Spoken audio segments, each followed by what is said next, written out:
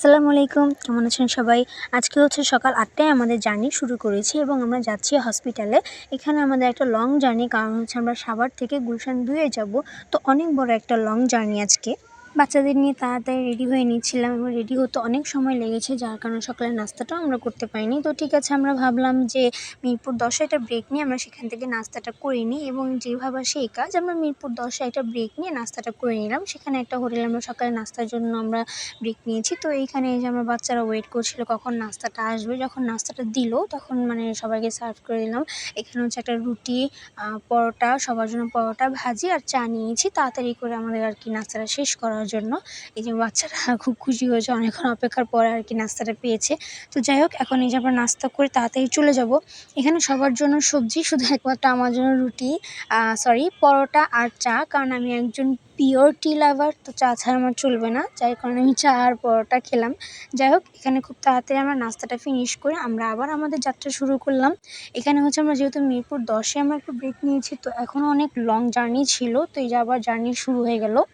আচ্ছা, এই ক্যান্টনমেন্ট এরিয়াটা কিন্তু দেখতে খুবই সুন্দর, তাই না? আমার কাছে তো খুবই ভালো লেগেছে। এখানে গাছগুলো দেখতে জাস্ট ওয়াও, খুবই সুন্দর লেগেছে। তো যাই হোক, আমাদের হসপিটালে যাওয়ার পর অনেকগুলো কাজ ছিল। ডক্টর দেখার পর টেস্ট দিয়েছিল, অনেক টেস্ট দেখার পর এগুলো করতে করতে প্রায় আমাদের ২টা বেজে গিয়েছিল।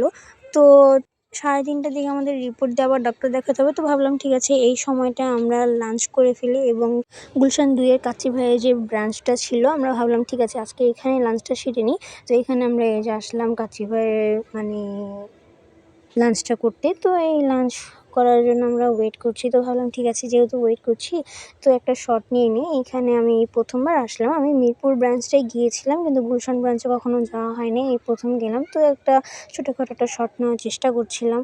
তো এই যে ছোটোখাটো শট নিলাম। এখানে বলাই হয়নি, ডক্টর দেখাতে কিন্তু আমি যাইনি, আমার মাকে নিয়ে গিয়েছিলাম। তো যাই হোক, এখানে এই যে ওয়েট করছিলাম খাবারের জন্য, এবং এর ফাঁকে একটা শট নিয়ে নিলাম, এবং গিয়ে দেখি খাবার অলরেডি সার্ভ করা হয়ে গেছে। যাই হোক, এই যে আমাদের কাচ্চিটা চলে এসেছে।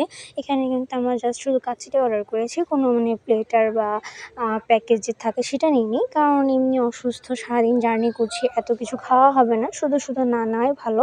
যাই হোক, এখানে আমাদের এই যে কাচ্চি সার্ভ করছিলাম।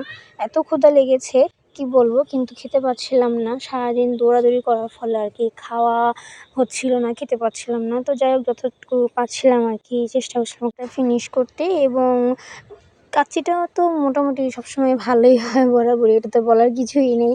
এবং কাচ্চি ভাইয়ের মতো একটা জায়গায় অবশ্যই কাচ্চি খেতে ভালোই লাগবে। তো যাই হোক, এখানে কাচ্চিটা ভালোই, বেশি কিছু আর নাই বলি। এখানে খেয়ে আর কি আমরা আবার প্রসেসিংয়ে থাকবো, যে আবার আমাদের যেতে হবে, রিপোর্ট কালেক্ট করে আবার ডক্টর দেখাইতে হবে। তো এই যে আমার ছেলে আবার এখানে খাচ্ছিল, খেয়ে আবার রিভিউ দিচ্ছিল যে খুবই ইয়াম্মি এক্সেট্রা এক্সেট্রা। তো এখানে আমরা খেয়ে কিছুক্ষণ আবার এখানেই ওয়েট করছিলাম, কারণ রিপোর্ট আসতে অনেক দেরি হবে, এবং হসপিটালে ওয়েট করতে ভালো লাগছিল না। তো এখানেই ওয়েট করছিলাম, এবং সময় মতো আমরা আবার ব্যাক করে চলে গিয়েছিলাম যে রিপোর্ট কালেক্ট করে আবার ডক্টর দেখাতে। কিন্তু এত কিছু করেছি যে আমি যেহেতু টি কফি লাভার, আমি যদি কফি না খাই তাহলে জিনিসটা বেমানান, তাই না? এটাও খাবো, একটু ওয়েট করতে হবে। আগে কাচ্চিটা খেয়ে নিই, কাচ্চিটা খেয়ে আগে বোরহানি খাই, তারপর তো যতই আমি খেতে না পারি, যতই আমি টায়ার্ড থাকি, যাই হোক, কিন্তু খাবারের বেলায় তো আমি মিস করতে রাজি না। যাই হোক, এখন আমি কাচ্চিটা ফিনিশ করে বোরহানিটা খেয়ে তারপর আবার যাব। ওখানে গিয়ে হচ্ছে কিছুক্ষণ পর আমি আবার কফি খেয়েছিলাম। এই যে আমি চলে আসলাম ক্যাফেতে, এটা হসপিটালের পাশেই, এটা ক্যাফেটা ওয়েলনেস ক্যাফে। তো এই ক্যাফে থেকে আমি একটা ল্যাটে অর্ডার করে নিয়েছিলাম, একটা না সরি 2টা অর্ডার করে নিয়েছিলাম। তো এই ল্যাটে খেয়ে মোটামুটি ভালোই লেগেছে। এখানে আরও অনেক কিছু ছিল, কিন্তু খেতে ইচ্ছা করছিল না। যাই হোক, এখানে ল্যাটেটা নিয়ে তারপরে হচ্ছে আমি আবার ব্যাকে চলে গেলাম, হসপিটালে বসে খাবো। এখানে বসে খাবো না, কারণ আমার সবাই ওখানে অপেক্ষা করছে আমার জন্য। তো যাই হোক, এই ছিল আমার আজকে একটা লং জার্নির, সকাল থেকে সন্ধ্যা পর্যন্ত জার্নি করার ভিডিওটি কেমন লাগলো অবশ্যই সবাই আমাকে জানাবেন। সবাই আমাদের জন্য দোয়া করবেন, ভালো থাকবেন, সুস্থ থাকবেন। আল্লাহ হাফিজ।